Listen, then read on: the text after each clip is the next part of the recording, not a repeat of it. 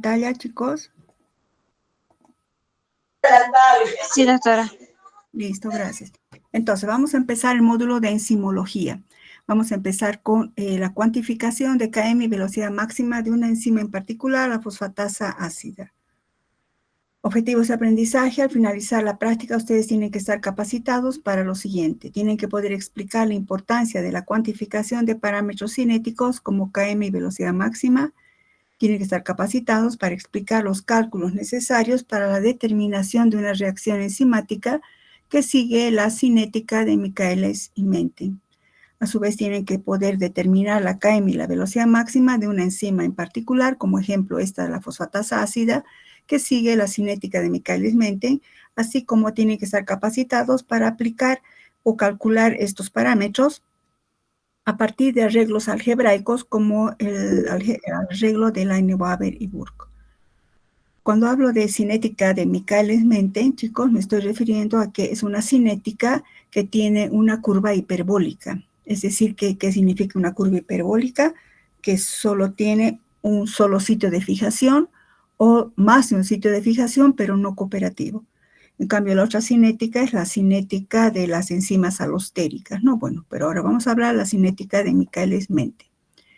¿Por qué es importante determinar estos dos parámetros cinéticos? La velocidad máxima y la Km pues son constantes cinéticas de cada enzima con su sustrato en particular. Si una enzima tendría un solo sustrato, pues tiene que tener su propio valor de Km y velocidad máxima. Si esa misma enzima podría actuar sobre dos o más sustratos, pues con cada sustrato tendrá su propio valor de Km y su propio valor de velocidad máxima. Recordemos qué es la velocidad máxima. Es una expresión que nos indica la eficiencia de operación de cierta cantidad de enzima. ¿Qué quiero decir con eso de eficiencia de operación? Es decir, nos indica la velocidad máxima cuántos moles de sustrato son transformados, convertidos en producto, por cada mol de enzima por unidad de tiempo, generalmente minutos. ¿Recuerdan esta ecuación? La enzima más sustrato forma el complejo enzima-sustrato, y entonces se refiere a cuántos moles de sustrato, fíjense en mi cursor, son transformados en productos por mol de enzima por unidad de tiempo. Esto mismo que está en palabras, podemos expresarlo en esta ecuación. Podríamos decir que la velocidad máxima es igual a delta moles de sustrato que son transformados por mol de enzima en función de tiempo. Generalmente es minutos. Eso en cuanto a la importancia de la Km. O sea que una enzima que tiene una velocidad máxima elevada, pues tiene alta eficiencia. ¿A qué se refiere la Km? ¿Cuál es su importancia? También cada enzima tiene su propio valor de sustrato, cada enzima y sustrato tiene su propio valor de Km, que depende también del pH, la temperatura, fuerza iónica. Y recuerden que todo esto hemos visto en teoría, chicos, estamos repasando.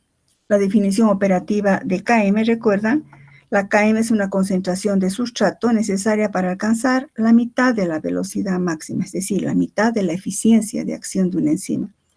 Entonces, es lógico pensar que si una enzima tiene para un sustrato en particular un Km pequeño, quiere decir que se va a lograr eficiencia catalítica con bajas concentraciones de sustrato. Es decir, vamos a necesitar poco sustrato para alcanzar lograr la mitad de la eficiencia catalítica. La Km también, en consecuencia, sirve para evaluar la especificidad de acción. Es decir, cuanto más bajo es el Km, la especificidad de esa enzima por ese sustrato es mayor. Por ejemplo, si tuviéramos una enzima que puede actuar sobre dos sustratos. Con el sustrato 1 tendrá una Km de 10 a la menos 2 y con el sustrato 2, fíjense en mi cursor, una Km de 10 al cuadrado. Es obvio pensar que obviamente esta Km es mucho menor. La enzima, si estuviera frente a estos dos, pues irá y primero catalizará a este sustrato, porque se necesita menos concentración de sustrato para alcanzar la mitad de la velocidad máxima. ¿Y cómo determinamos los valores de Km y velocidad máxima? Pues se deben hacer análisis cinéticos experimentales. ¿Y cómo? Midiendo por separado las velocidades iniciales de reacción a diferentes tiempos. se establece condiciones de reacción. Por ejemplo, se puede trabajar con concentraciones diferentes de sustrato. Primero, chicos, recordemos, siempre son dos variables, el sustrato y la enzima. Entonces, podemos trabajar con concentraciones crecientes de sustrato, es decir, ponemos concentración de sustrato variable. Y podemos mantener constante la enzima. En estas condiciones estamos teniendo constante los sitios activos y vamos a ver cómo actúa esta enzima a diferentes concentraciones de sustrato. Entonces, una vez que estamos así, vamos a ir midiendo las velocidades iniciales de reacción en cada tubo o en cada concentración de sustrato. Medir velocidades iniciales con cada concentración de sustrato. ¿Y cómo vamos a medir la velocidad de una reacción? Pues recuerdan, en teoría hemos visto esto, y que hemos recordado esto, han visto en cinética, la ley de la velocidad. La velocidad de una reacción está influenciada por la concentración de los reactivos. Eso establece la ley de la velocidad que expresa esto. A medida que las concentraciones de los reactivos cambian, también cambia la velocidad de la reacción. Esto nos está indicando que la velocidad de reacción es dependiente directa de las concentraciones de los reactivos. Por ejemplo, si tenemos esta ecuación A más B, los reactivos A más B, para que nos den los productos C más D, la velocidad de formación del producto C más D va a ser directamente proporcional a la concentración de los reactivos. Eso lo expresamos así. Velocidad de formación del producto C más D es directamente proporcional a la concentración de ambos reactivos. Y para expresarlo en igualdad, ustedes saben que una proporcionalidad se transforma en igualdad multiplicando por una constante. Entonces, la velocidad de formación del producto C más D será igual a K1 por concentración de los reactivos. Y recuerden, se puede elevar la concentración de los reactivos a diferentes exponentes que corresponden a los órdenes de reacción. ¿Alguien está queriendo entrar o está? Voy a admitir. ¿Por qué tan tarde? Bueno, entonces estamos repasando esa parte de introducción teórica. Cómo medir la velocidad, pues nos basamos en la ley de la velocidad, en la que se indica que la velocidad de una reacción catalizada enzimáticamente depende de la concentración de los reactivos.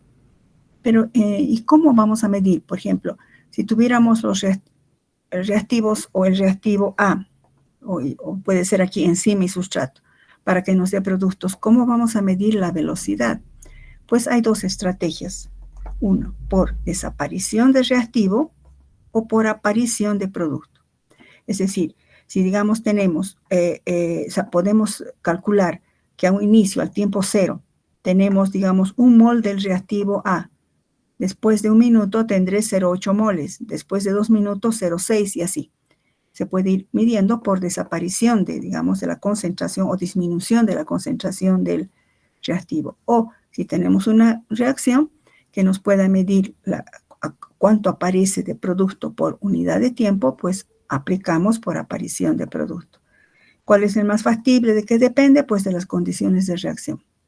Si tenemos una reacción estandarizada y un equipo que nos permita cuantificar con exactitud al reactivo, hacemos por desaparición de reactivo.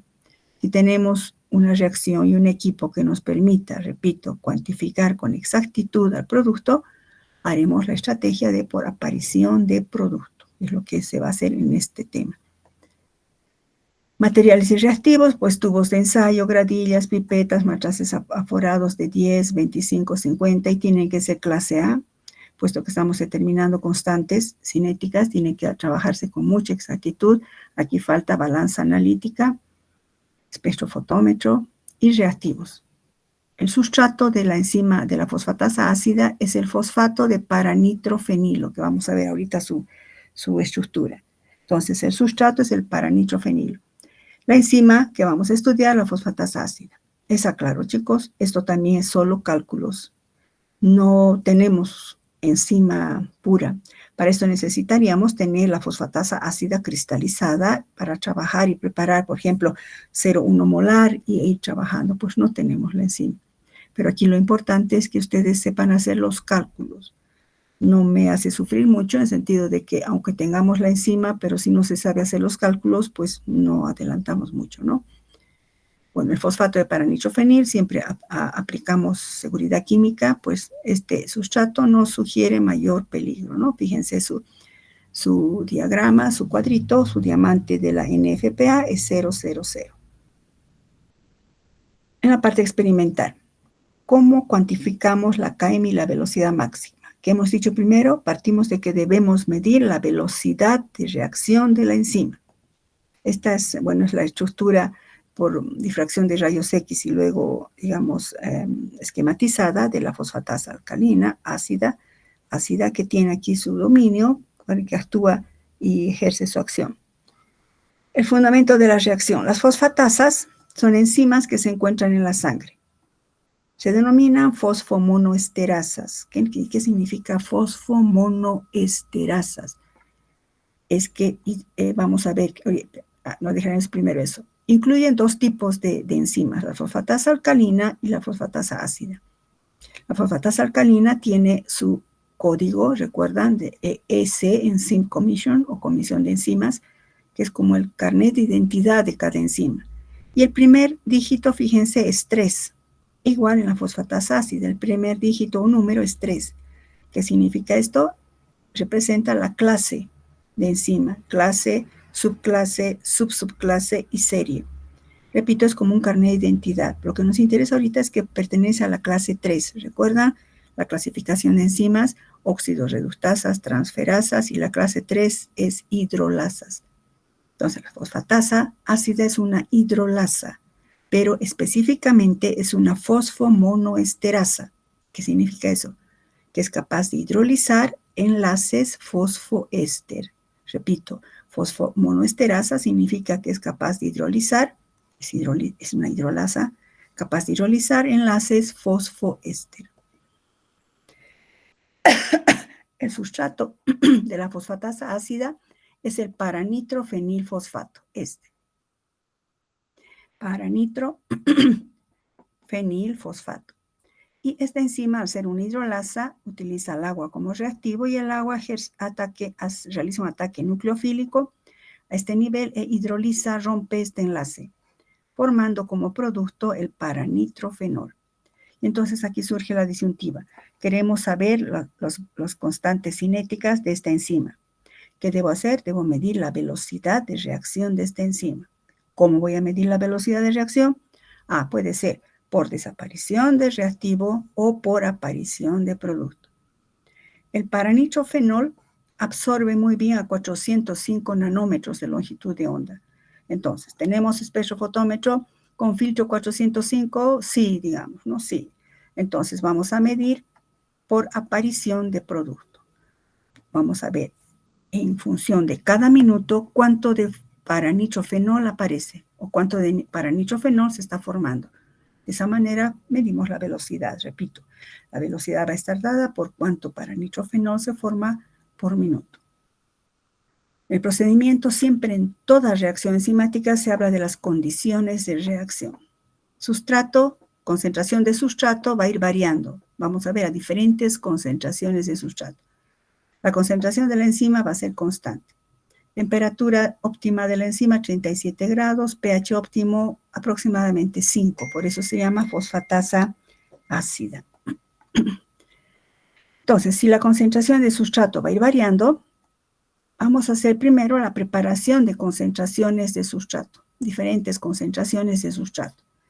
Para esto vamos a preparar una solución madre del sustrato. El sustrato, repito, es el paranitrofenilfosfato. Vamos a preparar unos 50 mililitros de paranitrofenilfosfato 10 milimolar. Bueno, esto ya lo tienen resuelto, les he dado, pues hemos repasado también cálculos importantes, ustedes ya están hachas en eso. La fórmula del paranitrofenilfosfato, su peso molecular, y como nos pide milimolar, en enzimología, chicos, ya se usa milimolar, micromolar. Entonces, ¿qué significa esto? Pues que un mol tiene 219,08 gramos. Un milimol será la milésima parte, ¿verdad? Entonces, 10 milimoles sería esto. Pero esto es por definición para 1 litro. A mí me piden solo 50 mililitros, pues nos da esto, ¿verdad? Simples reglas de 3. Entonces, quiere decir que debemos pesar 0.109 en una balanza analítica, 0.109, si la balanza analítica dada para décimas, centésima, milésima y 10 milésimas, perfecto, y si no, hasta 3 dígitos. Pesar esta cantidad del sustrato, y recuerdan, siempre les había dicho, en la preparación de reactivos, cuando es sólido, se disuelve en un vasito. Entonces colocamos, si es 50 mililitros, ¿verdad? Colocamos unos 20 mililitros de agua y disolvemos perfectamente esto. Y luego vamos a llevar esa solución pues a un matraz aforado, porque estamos hablando de alta exactitud, además de molaridad o milimolaridad. Echamos el vasito, enjuagamos unas 3 veces, mezclamos y luego enrasamos hasta 50. De esa manera ya tenemos la solución madre. Pero a partir de esta solución madre tenemos que preparar varias concentraciones de sustrato para tener puntos de nuestro gráfico. Entonces, a partir de esta solución madre vamos a preparar 10 mililitros de las siguientes concentraciones del sustrato: 0,5 milimolar, 0,75 milimolar, 2, 4, 6, 8 milimolar. Fíjense que esta estrategia es importante porque si prepararíamos directamente 0,5 milimolar, sería una cantidad tan baja que no habría exactitud, porque recuerdan, cuanto más pequeña lo que pesamos, la masa que pesemos, o más pequeño el volumen que midamos, mayor es la probabilidad de error. Entonces, la estrategia de hacer una solución madre y a partir de esta preparar las soluciones es lo correcto. Esquema de trabajo. Entonces, vamos a disponer un esquema hacemos donde tenemos todos los tubos con las diferentes concentraciones, 0,5, 0,75, etc. Y un blanco. Vamos a usar el sustrato, el buffer con un pH de 5 y la enzima que tendríamos, si digamos la tendríamos que preparar una concentración determinada y usar 1 mililitro. Como la enzima es constante, todos los tubos tienen 1 mililitro. Pero hay que tener cuidado aquí. El sustrato no se coloca a toditos, porque si apenas colocamos ya la enzima empieza a reaccionar y se nos arruinó todo. Entonces se va trabajando tubo por tubo. El blanco, ya saben, se utiliza para llevar a 0 de absorbancia en el espectrofotómetro. Entonces el blanco, recuerdan, tiene todo menos el sustrato. Sirve para neutralizar o contrarrestar la absorbancia que producirían el buffer y la enzima, ¿no? Por eso se lleva a 0 de absorbancia. Además, tener cuidado de trabajar tubo por tubo. Entonces, empecemos con el tubo 1. Tubo 1, entonces, ¿qué vamos a hacer? Antes de preparar el tubo 1, chicos, adelante un poco, tenemos que tener encendido nuestro espectrofotómetro. Siempre, entonces, se enciende el espectrofotómetro, se calienta y lo blanqueamos con el tubo en blanco. Ya está en 0. Y entonces recién procedo. ¿Cómo vamos a hacer? Pues agarramos un tubo y añadimos 1 mililitro de sustrato que tiene concentración 0,5 milimolar. Luego añadimos 1 mililitro del buffer, mezclamos suavemente. Tenemos listo un cronómetro. Añadimos 1 mililitro de la enzima y mezclamos suavemente y al mismo tiempo activamos el cronómetro.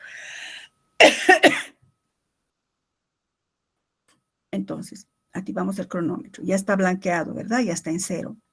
Entonces, está tic-tac, 48, 50, 55, 58, 59 e introducimos el tubo. Y leemos la primera absorbancia, que será la absorbancia del producto que se está formando. Otra vez, primero voy a explicarles manualmente, digamos. Otra vez, al momento, apretamos otra vez porque en el mismo tubo vamos a leer. Apretamos otra vez el cronómetro, tic-tac, 58, 59, y leemos la segunda absorbancia. Otra vez a 1 minuto, la tercera absorbancia, la cuarta absorbancia y así.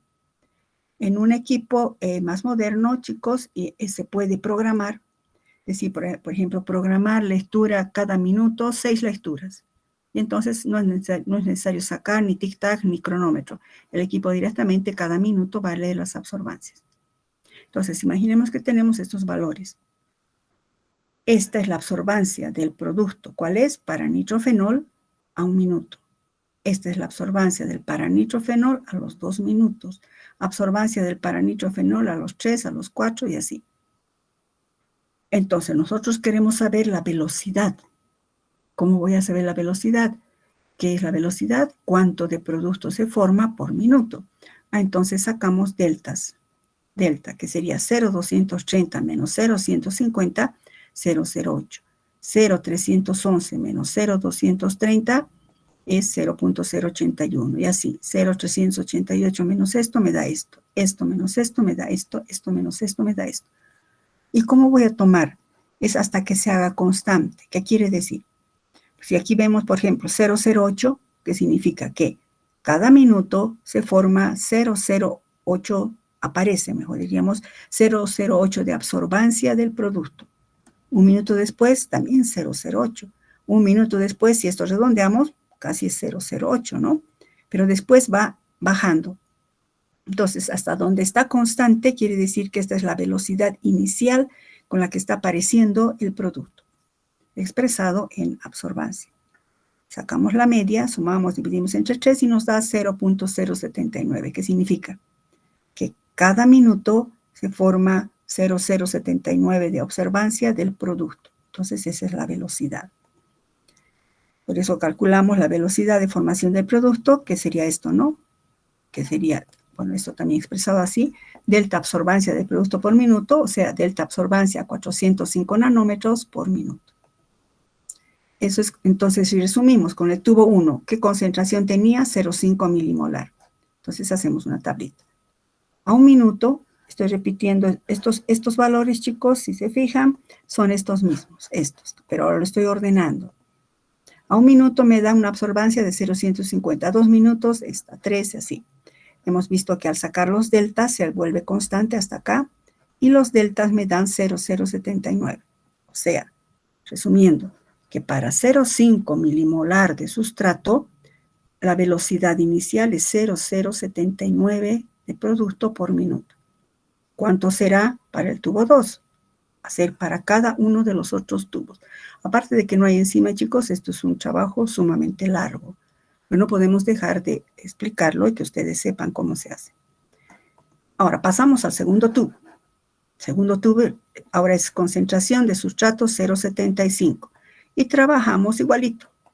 1 mililitro de 0,75 más 1 mililitro del buffer. Mezclamos y añadimos 1 mililitro de la enzima y cronómetro o programación. Y leemos la absorbancia cada minuto. Sacamos los deltas y tenemos, por ejemplo, 0,090. Esto es para 0,75 milimolar. Hago lo mismo con el tubo 3. Tubo 3, que ahora es 2, ya no es 2, ¿no? Bueno, ¿cuánto era? A ver, chicos, esto ha aumentado solo para explicar, no tienen las diapositivas. Hasta bien, el tubo 3 es 2 milimolar. Entonces, trabajo con el tubo 3, sería aquí, 0,70, trabajo con el tubo 3, que sería 2 milimolar, y lo mismo. Y voy midiendo cada minuto, hasta 7 veces cada minuto, y luego sacamos los deltas y tal vez nos da 0,160. Entonces, ya así tenemos de los 7 tubos. Vamos a tener así una tablita. Con los datos obtenidos de cada tubo llenamos esta tablita. Entonces, así tendremos. Para 0,5 milimolar del sustrato, me ha dado esta velocidad inicial que hemos sacado por los deltas, ¿verdad? Y la media. Para 0,75 me da esto. Para 2 me da esto. Para 4 me da esta absorbancia, así. ¿Qué es esto? ¿Qué es esto? Absorbancia del producto por minuto. O sea, es la velocidad inicial. Y entonces vamos a graficar estos valores. Y recuerden que esta es una cinética de Michaelis-Menten y que sigue o responde a esta ecuación. Esta es la ecuación de Michaelis-Menten. Y les van a obtener ustedes, van a hacer en papel milimetrado o en Excel, pueden hacer con incluso... bueno, en Excel pueden hacer con mínimos cuadrados, lo que sea, pero pueden hacer en Excel. Y les va a dar una hipérbola. Entonces, ¿qué dice la tarea? Calcular la velocidad máxima y la KM, que no es nada del otro mundo, ¿verdad? Recuerdan, la velocidad máxima es la asíntota, el punto asintótico, donde se hace constante, y la KM es la mitad de la velocidad máxima. Intrapolamos, bajamos y tenemos la concentración de sustrato necesario para alcanzar la mitad de la velocidad máxima. Sin embargo, recuerdan, hemos visto en teoría que debido a este punto asintótico, que es un poquito más arriba, un poquito más abajo, puede salir diferente, digamos, de un operador a otro. Entonces, ¿qué hacemos? Hay un arreglo algebraico, ¿recuerdan? La ecuación de la Neuhaber-Burke, que es el inverso de la ecuación. Hemos hecho eso en teoría, chicos, es el inverso. Sacan ustedes el inverso de todo esto. Y tenemos, esta es la ecuación de la Neuhaber-Burke, que es la ecuación, o corresponde a la ecuación de una línea recta, donde Y es inverso de BO, pendiente es km sobre velocidad máxima, la variable independiente X es inverso de sustrato, y B, que ustedes saben que es la ordenada al origen o el intersecto con Y, es inverso de velocidad máxima. Entonces aquí lo que tienen que hacer ustedes también, en su tarea para su informe, es ir sacando los inversos de estos valores, que no es nada del otro mundo. El inverso de 0,5, sacan el inverso de 0,79, el inverso de esto, los inversos de todo esto. Y con esos datos de inversos van a calcular, van a graficar inverso de BO, que sería Y, en función del inverso de sustrato. Van a obtener una línea recta, aproximadamente una línea recta. Lo que quiero decirles que estos datos, chicos, yo no me he inventado, he buscado en un libro, he dicho, a ver, alguien habrá hecho, porque ¿qué les voy a dar? Tienen que hacer, tienen que saber hacer esto. Entonces, aproximadamente estos datos he sacado. Entonces, con esos datos, chicos, imaginemos que esos son datos experimentales, que hemos estado ahí 3 horas, tubo por tubo, y que hemos comprado una enzima que cuesta más de 2.000 bolivianos, bueno, y hemos hecho, y tenemos los datos. Ustedes sacan los inversos, y luego me van a calcular en este gráfico la velocidad máxima y la km. Eso hemos hecho en teoría. Tienen eso, o sea que pueden hacerlo. Pueden usar esos datos que saquen, pueden hacerlo en Excel. En Excel, no sé si ustedes deben manejar Excel, pueden sacar la pendiente, todo, pero yo quiero que aparte de que si pueden hacerlo en Excel, también lo hagan manualmente en el gráfico, como hemos estudiado. Luego, cálculos y resultados, preparar a partir de la solución 10 milimolar de paranitrofenil las siguientes soluciones. Tienen que preparar 0,5, 0,75, todas estas soluciones que tienen que estar sus cálculos en su informe, porque van a hacer un informe de esto. Y realizar los gráficos solicitados, que pueden hacerlos manualmente, en papel milimetrado o en Excel. Y calcular los valores de km y velocidad máxima en cada uno de los gráficos. Sacarán las conclusiones y el cuestionario general va a estar, un cuestionario general de los temas 11, 12, 13 y 14 que colocaré oportunamente en el Classroom.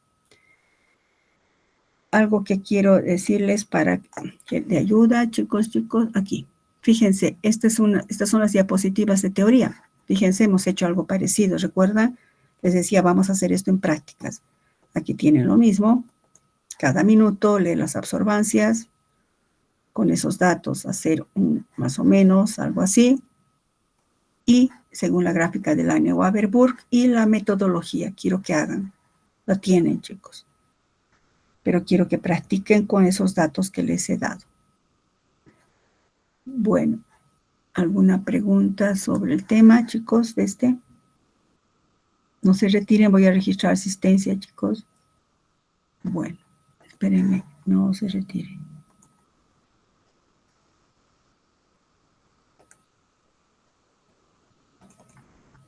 Ya.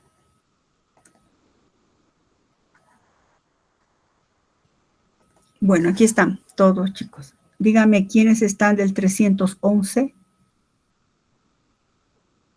Buenas, doctora. Yo, Ya, solo díganme el número, chiquitos, chiquitas, ¿ya? Número. doctora, ¿puede bajarlo un poquito más la lista? Ahí, Número 47 del grupo 11. 47.